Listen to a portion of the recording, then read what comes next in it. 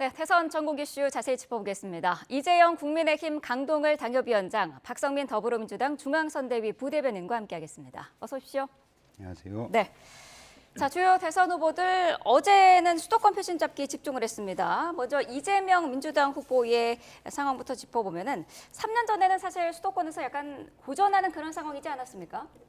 그러니까 아무래도 이제 수도권 민심이라는 게 자주 바뀌기도 하고 네. 그리고 이제 지난 선거 같은 경우에는 이제 민주당 정권에 대한 어느 정도의 심판 정서가 분명히 있었던 것 같습니다. 네. 네, 그러다 보니까 이제 수도권 차원에서 부동산 민심이라던가 굉장히 예민한 부분들이 꽤 있었고 그래서 좀 어려웠던 지점들도 있었으나 이번에 이제 이재명 후보의 유세 일정을 쭉 보시면 아시겠지만 이제 지역을 한번 쭉 돌았습니다. 이제 네. 영호남을 이제 가로지르면서 뭐 굉장히 이제 통합적인 유세 행보를 보이고 있고 험지부터 텃밭까지 이렇게 두루 훑은 모습인데요.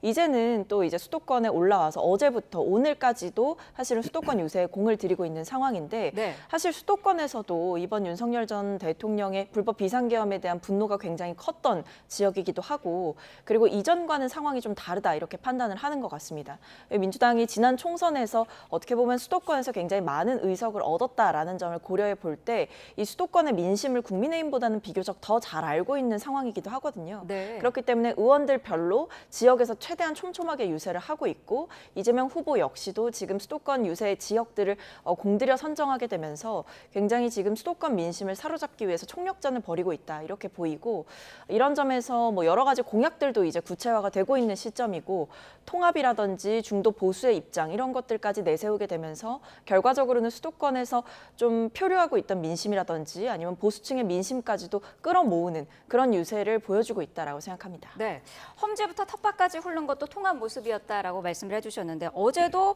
뭐 통합을 강조했습니다. 먹고 살기도 힘든데 왜 이렇게 갈라져서 싸우느냐 이런 언급도 했더라고요. 네, 그 뭐라 그랬죠? 양파라 그랬나요? 네. 네, 좌파, 우파, 무슨 파에서 양파다라고 얘기했는데, 하여튼 이번에 그 이재명 후보의 그 행보를 보면 어떻게 해서든지 그 양쪽을 다 이렇게 그 섭렵하려는 네. 그런 노력은 많이 보여집니다. 근데 너무 과도한 것 같아요. 예, 이게 사실 정치라는 게 진보, 보수, 어떤 특정 개념, 그 다음에 이념, 그리고 거기서 나오는 여러 가지 정책, 그것이 경제가 됐던 사회 분야가 됐던 문화가 됐던 이런 쪽으로 해서 계속해서 그 정책을 갈고 닦고 날카롭게 만들고 그걸 계속해서 이제 발전시키면서 서로 선거 때마다 필요에 의해서 그 정책으로 서로 대결을 하고 그것을 국민들로 하여금 시대의 흐름에 따라서 선택하게 만드는 게 중요한데 네. 이재명 후보 얘기 들어보면 이게 분명히 진보 정당인데 민주당인데 자꾸 자기가 보수라고 얘기하고 무슨 양쪽을 다 할 수 있다고 얘기하는 걸 들어보면 이게 과연 진정성이 있나 저는 그런 생각이 들어요. 이게 아까도 말씀드렸지만 본인이 지금까지 해왔던 수십 년간 해왔던 말과 행동에 전혀 어긋나는 거거든요. 그렇다면 결국에는 이번 선거에 이기기 위해서 이런 얘기를 하는 것이 아닌가라고 의심을 할 수밖에 없고 너무나도 사람이 바뀌어버리니까 그것 또한 유권자들이 처음에는 뭐 예를 들어서 국민의힘이 너무 못하고 있으니까 이재명의 저런 발언들이 뭐 들어왔을 수는 있으나 이제 선거 국면에서는 과연 저럴 수 있을까? 과연 그렇게 할까? 이게 결국에는 문재인 시즌2 되는 거 아니야? 라는 걱정도 하고 계시는 것 같아요. 네. 이재명 후보 어제 봤더니 방탄 유리막 안에서 유세를 했습니다. 그동안은 뭐 신변 안전 위협 뭐 이런 것 때문에 방탄 조끼는 입어왔었는데 방탄 유리는 노태우 전 대통령 이후 40년 만에 유세 현장에 등장한 거라고 하더라고요. 네, 그러니까 아무래도 지금 상황이 이재명 후보에 대한 어떤 테러 협박글이 이제 8건이 접수가 됐고 한 건은 검찰에 송치된 상태고 나머지 7건은 검찰이 이제 내사 중인 단계, 그러니까 입건 전에 조사를 하고 있는 단계이기 때문에 네. 사실은 뭐 지금 상황 자체가 좀 심각하다 이렇게 볼 수가 있을 것 같고요. 지금 사실 지지자 간의 대립이 어느 정도 있는 상황이지 않습니까? 않습니까? 양 진영 간에. 네. 그러다 보니까 뭐 경찰 쪽에서도 굉장히 테러 위협에 대해서 좀 신경을 곤두세우고 있는 상황인 것 같고, 이제 당 차원에서도 아무래도 이재명 후보가 과거에 부산에서 피습을 당했던 일이 있었다 보니까 실제로 이런 테러 위협이라든지 협박이라든지 온라인상에 올라오는 글들이라든지 여러 가지 이제 제보라든지 소문들, 이런 것들 하나하나를 쉽게 넘길 수 없는 상황인 것 같습니다. 그렇기 때문에 이 후보의 신변에 최대한 위협이 없도록, 그리고 최대한 안전에 만전을 기하도록 하는 조치를 구체적으로 강구한 걸로 보이고요. 네. 그러다 보니까 이재명 후보의 경호라든지 아니면 이런 방탄벽이라든지 유리라든지 이런 것들이 이제 도입되는 상황이 사실은 좀 안타까운 상황인 것 같습니다. 왜냐하면 이재명 후보 역시도 얼마나 이제 유권자들이랑 보다 가까운 거리에서 만나고 싶고 손을 맞잡고 싶고 이제 눈을 맞추는 것을 넘어서 어떤 일종의 스킨십들이 필요하다라는 생각을 분명히 할 텐데, 네. 사실 저렇게 불가피하게 거리를 유지하거나 방어벽을 칠 수밖에 없는 현재의 상황 자체를 아마 후보가 가장 답답하고 안타까워하지 않을까라는 생각이 듭니다. 네.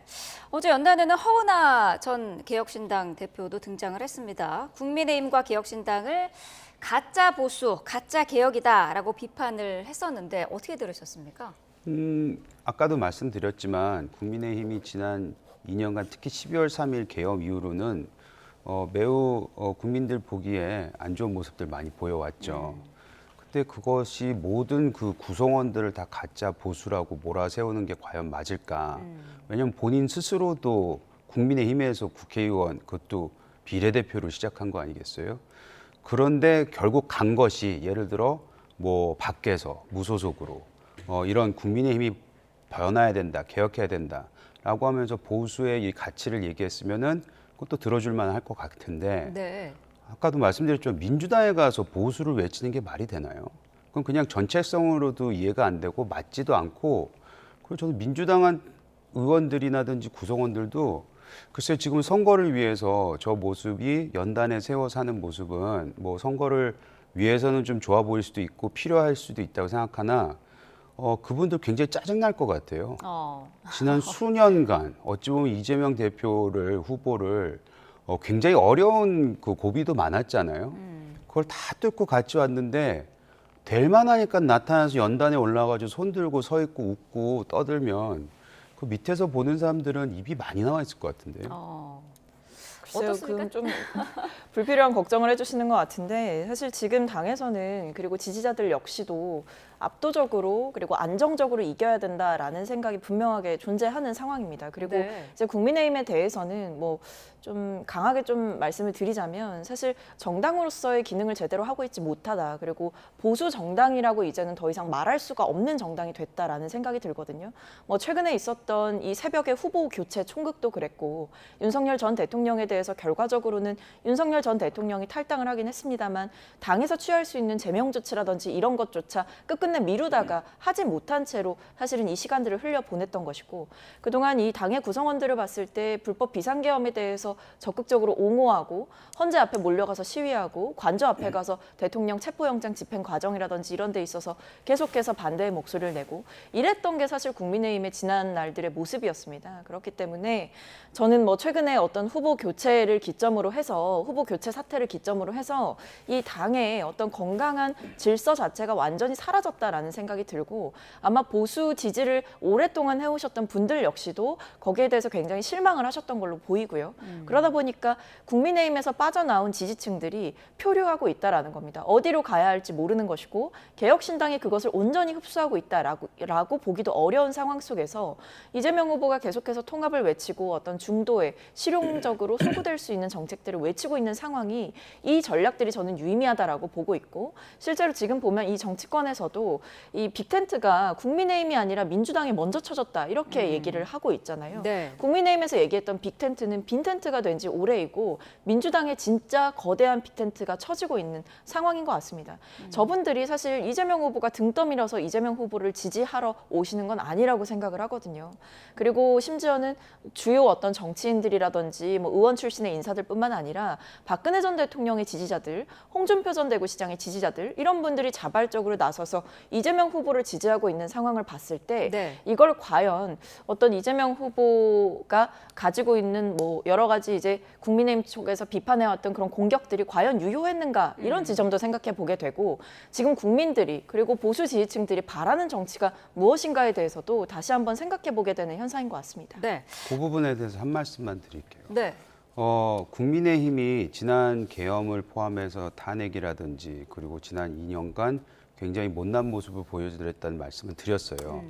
근데 이제 아까 이제 앵커께서 물어보신 건 뭐였냐면 가짜 보수 뭐 이런 얘기를 하셨잖아요. 정치는 위에 있는 사람들, 현역들 보고 정치하는 게 아닙니다. 지지자들을 보고 하는 거거든요. 네. 지지자들은 수십만, 수백만, 수천만의 보수 성향을 가지고 있는 지지자들이 있습니다. 이들이 당을 안 떠나고 있고 이들이 당이 바뀌었으면 좋겠다고 요구하고 있고 이들이 예전보다는 적게 보이지만 그래도 당을 지지해주고 계세요. 그런 분들을 보고 하는 게 정치입니다. 근데 국회의원들 몇 명, 많아봤자 100명이요. 우리는 지금 그 사람들만 보고 저기는 가짜 보수라고 얘기하면은 그거는 정치인으로서 잘못된 행동이라고 생각을 하고 만에 하나 민주당으로 가는 데 있어서 네. 내가 생각하는 이념이나 체제나 여기에 변화가 생겼다. 아. 그러면 갈 수 있어요. 그런 네. 일은 우리가 역사 속에서 많이 봐왔거든요. 근데 그게 아닌데 나는 보수다라고 얘기하면서 민주당 가는 거는 이거는 그냥 대선에 그냥 한몫하겠다고 하는 것밖에 안 보이기 때문에 글쎄요, 정치인으로서는 제가 봤을 때는 그닥 좋은 모습은 아니라고 보입니다. 네. 국민의힘 상황도 짚어보겠습니다. 김문수 후보도 어제 서울 유세에 집중을 했는데 선대위에서는 매일 지지율을 1%포인트씩 올려서 사전투표 전까지는 이재명 후보와 골든크로스, 그러니까 역전을 이루겠다 이런 지금 목표예요. 구체적인 방안도 마련이 돼 있을까 궁금한데 어떻게 보시나요? 그 구체적인 방안이 있으면 저도 좀 알고 싶은데 근데 한 가지 확실한 변화를 조금 감지되는 건 있어요. 네. 뭐냐면 사실 우리가 윤석열 전 대통령하고 절연이라는 거에 대해서 굉장히 오랫동안 갈팡질팡 해오지 않았습니까? 네. 근데 이제 주말에 윤석열 전 대통령이 탈당을 했습니다. 그 과정에 대해서도 사람들이 얘기는 있지만 어찌됐든 간에 그것으로 인해서 생기기 시작한 변화 하나가 예를 들면 오늘부터 한동훈 전 대표 후보가 이제 전국적으로 지원 유세를 다니거든요. 네.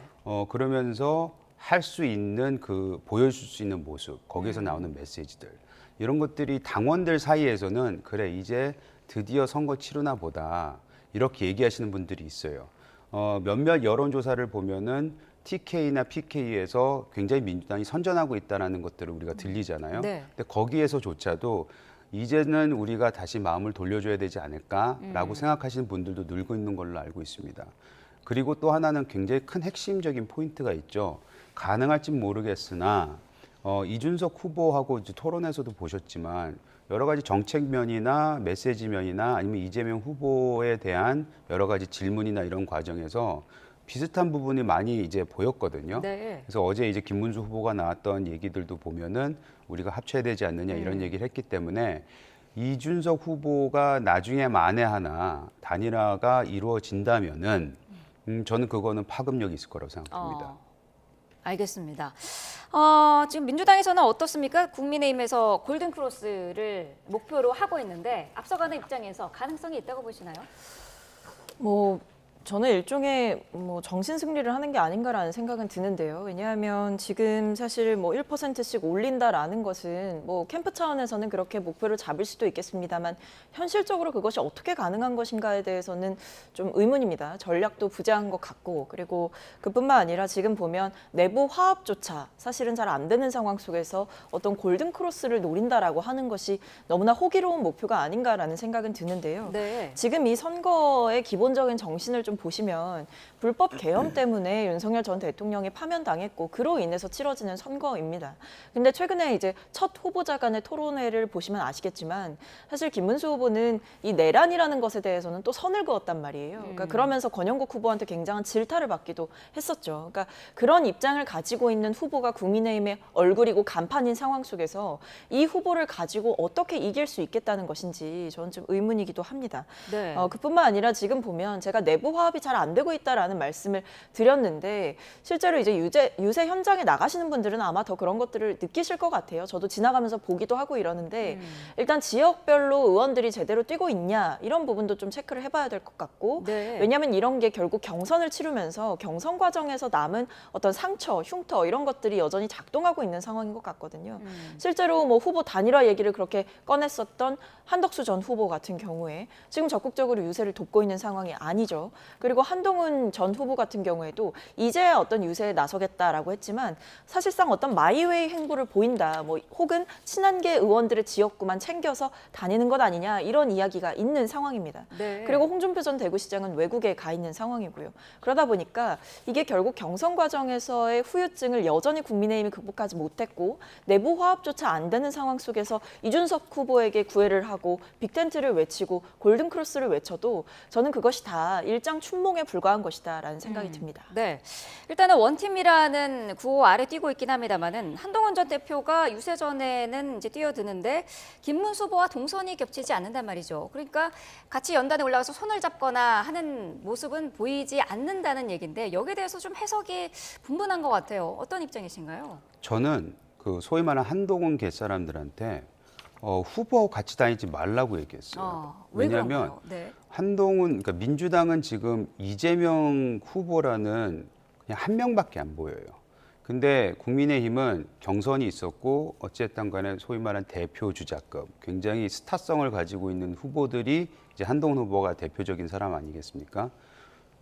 그래서 한동훈 대표가 같은 동선으로 같은 장소에 같은 시간대에 있을 필요가 없어요. 이건 전략적으로 잘못된 겁니다. 오히려 김문수 후보하고 정반대에 가 있던지 아니면 다른 지역에 가서 한동훈 후보가 할 수 있는 얘기, 그러면서도 우리가 왜 같이 이 선거를 치러야 되는지에 대한 얘기를 본인의 목소리로 했을 때 그게 훨씬 더 선거에는 파급력이 있다고 저는 생각이 되기 때문에 전략적으로도 저는 따로 다니는 게 맞다고 생각합니다. 그렇군요. 홍준표 전 대구시장 얘기도 해보면은 지금 뭐 대선을 앞두고 거의 뭐 화제의 인물이 되고 있는 그런 상황인데 하와이에서 특사단을 만났는데요. 김문수 후보를 지지하겠다는 뭐 얘기를 했다라는 보도도 있고 아직 공식적으로는 얘기가 나온 바가 없는 거죠. 네, 근데 그 뭐 어제 해프닝도 있었잖아요. 네. 넥타이를 뭐 빨간색으로 했다, 파란색으로 했다. 네. 그 보니까 같은 옷인데 넥타이 색깔만 바꾼 거 보니까 컴퓨터도 조작을 잘 하시나 봐요. 근데 제가 얘기를 들어보면 거기 갔던 인물들이 네. 결국에는 홍준표 전 대표 후보하고 굉장히 친한 분들이에요. 그리고 네. 같이 정치를 오래 했고 저 왼쪽에 보이는 이제 김재식 의원인가요? 네. 저분 같은 경우는 17년도, 18년도 홍준표 대표할 때 여도 연구원장까지 했던 분입니다. 그래서 라포가 있는 분들이 갔죠. 그래서 최소한 뭐 오지는 않겠다라는 얘기는 하신 것 같은데 나는 김문수 후보를 지지한다라는 얘기를 거짓말했을 리는 없다. 그리고 만약 그게 거짓이었으면 홍준표 전 대표 성격에 가만히 있지 않았을 거예요. 페북에 막 글을 올리셔가지고 난 그런 말 한 적 없다 이렇게 주장하셨을 뿐인데 네. 그런 말을 하신 건 아닌 거 보면은 아마 나는 김문수를 지지를 한다. 보수가 통합했으면 좋겠다. 다만 나는 돌아가진 않겠다. 뭐 이 말 정도는 저희가 믿어도 되지 않을까 하는 생각이 듭니다. 네, 좀 전에 보여드렸던 사진이 홍 전 시장의 페이스북 프로필 사진이었는데요. 다시 한번 좀 보여주시죠. 특사단이 하와이에 도착을 한 시각에 왼쪽 사진입니다. 파란색 넥타이를 맨 사진으로 바꿨다가 특사단을 만난 직후에 다시 오른쪽 빨간색 넥타이로 프로필 사진을 바꿨습니다. 이걸로 봤을 때 홍 전 시장의 심경 변화를 지금 보여주고 있다.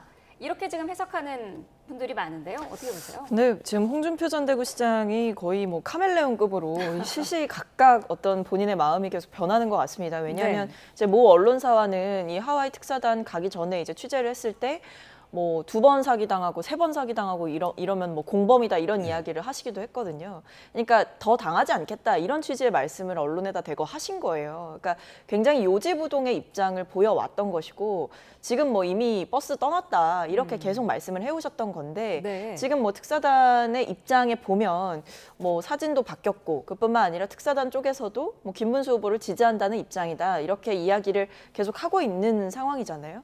그렇기 때문에 어떻게든지 이런 갈등들을 좀 봉합을 하려고 하는 것 같습니다. 네. 근데 저는 핵심은 두 가지에 있다라고 보는데요. 첫 번째는 홍준표 전 대구시장이 어떤 국민의힘을 저격하는 SNS를 그만 쓸 것이냐.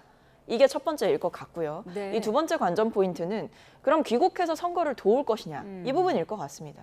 그러니까 사실 그것이 아니라 그냥 말로만 뭐 특사단 측에서 잘 만났더니 뭐 보수의 승리를 원하시더라 혹은 김문수 후보를 지지한다고 하시더라 정도의 어떤 립 서비스 수준의 말을 듣고 온다라고 한다면 저는 홍준표 전 대구시장이 또 언제 어떤 글을 어떻게 쓸지 모른다라는 생각도 들고 또 동시에 어떤 말로써 전원으로서 이 김문수 후보를 지지한다라고 이야기를 하는 이런 메시지가 사실 뭐 갈라진 지지층에게 그리고 뭐 중도 유권자들이나 아니면 무당층에게 어떤 감동과 어떤 명분을 줄 수 있느냐라는 의문이 있거든요. 네. 그래서 결국의 핵심은 들어와서 김문수 후보의 유세 현장에 나타나서 손을 같이 들어주고 지지를 해주느냐 이 부분이 핵심일 것 같습니다. 네. 저는 홍준표 대표가 뭐 이미지는 앵그리버드라고 하는데 네. 사실 되게 선하세요. 착하시고 저 파란색 넥타이도 아마 너희들 진짜 오면은 나 민주당 가버린다라고 으름장 놓기 위해서 했다가 비행기 탔다고 하니까 그럼 어쩔 수 없지라고 다시 빨간색으로 바꿨다고 생각을 하고요. 네. 홍준표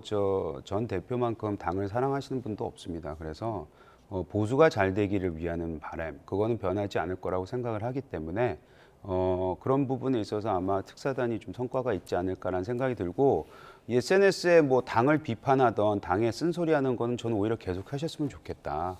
이런 다양한 목소리가 있고 그거에 의해서 후보가 내지든지 캠프가 됐든 그 말 좀 듣고 입장 변화도 하고 선거 전략에 대한 수정도 하면서 뭔가 변화하는 모습을 계속해서 남은 14일간 보여주는 게 저는 확실히 더 낫다고 생각합니다. 네. 오늘 뭐 특사단에서 공식적으로 결과를 발표를 한다고 하니까요. 지켜봐야 될 것 같고요. 국민의힘 빅텐트 후보로 거론되는 또 다른 인물이 있죠. 한덕수 전 총리인데 김문수 후보가 내놓은 개헌안이 이게 임기 단축의 4년 중임제이지 않습니까? 이게 한덕수 전 총리가 주장했던 내용이랑 같기 때문에 이를 계기로 한덕수 전 총리를 포함해서 이낙연이라든지 손학규 전 대표라든지 개헌 빅텐트를 구축할 가능성이 높아지고 있다라는 분석도 있더라고요. 어떻게 보시나요? 사실 그 단일화 과정이 굉장히 거칠고 못난 모습이 보였기 때문에 많은 네. 분들이 실망한 건 사실인데 그 전에 있었던 저희가 가지고 있던 빅텐트의 개념에 그 소위 말하는 텐트의 그 기둥을 역할할 수 있는 거는 단연코 그 개헌이었습니다. 네. 상당히 거의 모든 후보들이 3년 임기 단축을 얘기했었고 28년에 있을 총선에 대선과 총선을 같이 치르겠다.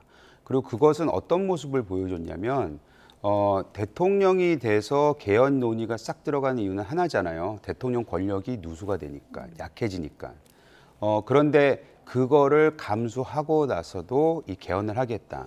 즉 개헌이라는 게 우리가 겪었던 계엄과 탄핵에 대한 반성의 모습이었거든요. 우리는 권력을 잡고 그거를 휘두르겠다는 의미가 아니고 네. 요번만큼은 우리가 개헌을 통해서 87 체제의 잘못된 부분을 수정하겠다. 이것이 큰 메시지였기 때문에 만약 이 개헌 논의가 계속 진행이 된다면 한덕수 전 총리라든지 방금 말씀하셨던 이낙연 전 총리도 이 개헌 논의에만큼은 참여를 할 수 있지 않을까. 왜냐하면 본인들도 스스로 주장을 해왔던 거기 때문에. 네. 그리고 이것이 굉장히 대한민국 정치의 중요한 부분이라고 생각하시는 분들이기 때문에 그거는 저는 좀 두고 보고 만들어내기 위해서 노력해야 된다고 생각합니다. 네. 김문수 후보랑 개혁신당의 이준석 후보는 어제 서울시청 토론회에 함께 참석하기도 했는데요. 김문수 후보가 이준석 후보가 다른 당이라고 생각하지 않는다. 우리 당이 잘못해서 헤어졌지만 멀지 않다. 이렇게 말을 했습니다. 그런데 뭐 이준석 후보의 마음은 이미 좀 많이 멀어진 것 같더라고요. 어떻게 보십니까? 지금 뭐 김문수 후보는 계속 이준석 후보를 짝사랑하고 있는 입장인 것 같아요. 계속 구애의 메시지를 보내고 뭐 일부러 이준석 후보를 추켜 세우거나 뭐 우리 당이 잘못해서 고생을 한다 이런 식의 이제 발언을 계속 하고 있는데 네. 이준석 후보는 사실 여기에 대해서 별 관심이 없는 상황인 것 같아요. 결국 이준석 후보의 지금 전략은 이번 대선에서 어떤 본인의 정치적인 입지를 확인하는 데 있기 때문에 이것이 굳이 김문수 후보가 버려놓은 판 안으로 들어가서 거기 안에서 어떤 원 오브 댐으로 역할을 하겠다라는 생각은 없는 것 같습니다. 네. 그러니까 독자적으로 완주를 해서 이번 대선을 끝나고 받아드는 성적표만이 의미가 있다라는 확신이 있는 상태인 것 같고요. 그러다 보니까 뭐 국민의힘의 김용태 비대위원장이라든지 뭐 이준석 후보와의 단일화에 대해서 계속 이야기를 꺼낸다라고 하더라도 이준석 후보는 지금 굉장히 일관되게 일축하고 있는 상황이거든요. 네. 그래서 지금 상황에서 아무리 뭐 보수 지지층 내에서 뭐 이준석 후보와의 단일화가 필요한 거 아니냐라는 여론이 일어난다라고 하더라도 현실적으로 이준석 후보가 여기에 응답할 가능성이 매우 낮은 상황이다. 그리고 이준석 후보 입장에서는 이미 저는 손익계산이 끝났다라는 생각이 듭니다. 네. 국민의힘 입장에서는 어쨌든 지금 남아있는 여러 가지 가능한 단일화의 시나리오 가운데 이준석 후보와의 단일화가 가장 좀 파급력이 크다라고 보고 있는 거겠죠? 네, 거듭 말씀드리지만 뭐 이준석 후보가 굉장히 큰 역할을 할 수 있다고 생각하고요. 네. 저는 이준석 후보의 그 행보를 보고 언행을 보면 단일화에 관심이 있는 것 같아요. 근데 이제 본인으로 단일화하라는 얘기겠죠. 네. 근데 일단은 그 시작점이 단일화를 통해서 그리고 어제 밤에 나왔던 메시지 같은데 정확한 워딩은 기억이 안 나지만 굉장히 파급적인 일이었던가 뭔가를 굉장히 특단의 조치가 필요하다 뭐 이런 얘기를 했던 것 같습니다. 네. 그래서 그 특단의 조치가 단일화일 수도 있지 않겠냐라는 정치권에서 해석이 나오고 있긴 하는데 이준석 후보가 이제 김문수 후보가 당이 잘못해서 이준석 후보가 저렇게 됐다는 그 사과의 말 이런 거에 대해서도 김문수 후보의 언급에 대해서는 진정성을 의심하지 않는다라는 얘기를 했습니다. 그래서 지난주보다 아니면 지지난주보다는 좀 더 유한 모습을 보이고 있는 건 맞거든요. 네. 그래서 그 단일화라는 그 단어 자체가 사라지진 않았다고 생각합니다. 민주당 입장에서 어떻게 보세요? 단일화 가능성 전혀 없다고 보시나요? 네, 그러니까 제가 앞서도 말씀드렸듯이 이준석 후보 입장에서는 단일화라는 카드를 선택할 이유도 없고요, 명분이 없어요. 왜냐하면 일단 첫 번째로 사실 김문수 후보가 이기는 판이었다라고 한다면 이준석 후보도 그 안에 어떻게 보면 들어가는 것이 본인에게 더 유리하다라는 생각을 했을 수도 있겠습니다. 근데 지금 상황은 사실 김문수 후보가 어떤 약세인 상황이기 때문에 약세에 처해 있는 상황이고 내부에서조차도 화합이 안 되다 보니까 여러 가지 애로사항을 겪고 있는 상황이라서 네. 굳이 그 아수라장 속으로 이준석 후보가 들어갈 이유가 없다라는 생각을 했을 것 같고요. 그리고 지금 개혁신당 입장에서는 개혁신당이 독자적으로 두 자릿수의 득표를 할 수가 있느냐 이 부분이 아마 핵심일 것 같습니다. 그래서 결과적으로 이준석 후보는 그리고 또 본인이 그동안 해왔던 입장 자체가 계엄에 대해서 반대했고 대통령 탄핵에 찬성했던 입장이에요. 근데 지금 네. 보면 김문수 후보 같은 경우에는 이 계엄에 대해서는 뭐 잘못했다라고 이야기는 하지만 내란은 또 아니다. 이렇게 그거는 이제 법적으로 지켜봐야 된다. 이런 메시지를 계속 내고 있는 상황이기 때문에 네. 내란에 대해서 대국민 사과를 하고 대국민 인정을 하지 않고 있는 김문수 후보와 손을 잡는다라는 것은 이준석 후보 입장에서도 정치적인 이익을 떠나서 본인의 지지층을 배반하는 결과를 낳을 수 있기 때문에 이익 측면에서도 그리고 명분 측면에서도 단일화라는 카드 자체가 이준석 후보 입장에서는 굉장히 약한 카드이고 고려할 가치가 없는 카드다 이렇게 보입니다. 네. 제가 이제 12년부터 정치를 했으니까 꽤 오랜 기간 하면서 우리 당원들을 어느 정도 이해를 한다고 생각을 하는데 네. 최소한 수도권에 있는 당원들과 상당수 이제 책임 당원이라는 오랜 기간 동안 우리 당을 지지해 주셨던 말씀들을 들어보면 이준석 후보가 우리랑 함께 했으면 좋겠다라는 말씀들을 하세요. 네. 근데 이번 단일화 뭐 이런 얘기가 아니고 이제는 윤석열 전 대통령도 어찌 보면 이준석 후보한테 굉장히 모질게 했던 사람이 나갔 거잖아요. 이제는 그 사람도 없어지고 했으니 이준석 후보 같은 이제 젊은 차세대가 우리 당에 와서 함께했으면 좋겠다라는 얘기를 그 이후까지도 생각하고 고려하면서 그런 말씀들을 합니다. 제가 처음에 아까 그런 말씀드렸잖아요. 정치인은 그냥 위를 보고 정치하는 게 아니고 당원들 보고 국민들 보면 하면 된다고. 네. 그 국민들이 원하는 그런 부분이 있으면 이준석 후보한테는 사실 들어와서 아니면 같이 함께 하면서 본인의 세력을 넓힐 수 있는 또 기회가 될 수도 있는 거예요. 그게 아까 말씀하셨던 정치적 셈법에도 들어갈 수 있는 거거든요. 네. 그러니까 셈법이라든지 손익계산서가 그렇게 단순한 건 아니다. 좀 이런 말씀을 드리겠습니다. 네, 이 부분도 짧게 좀 여쭤보죠. 김계리 변호사가 국민의힘 입당을 신청을 했는데 당원 자격 심사위를 열기로 했다고 하더라고요. 원래 이런 과정이 있는 겁니까? 아니요. 웬만해서는 그냥 다 받아주죠. 네. 근데 이분 같은 경우에는 개몽됐다는 분 아니에요? 그런 부분에 대해서는 많은 분들이 또 반대하는 생각도 있기 때문에 이런 좀 특정인, 좀 유명인 이런 분에 대해서는 좀 특별 심사가 있긴 합니다. 네, 알겠습니다. 자, 그 결과도 지켜봐야 될 것 같습니다. 오늘 두 분 말씀은 여기까지 듣도록 하겠습니다. 이재영 국민의힘 강동의 당협위원장, 박성민 더불어민주당 중앙선대위 부대변인과 함께했습니다. 고맙습니다.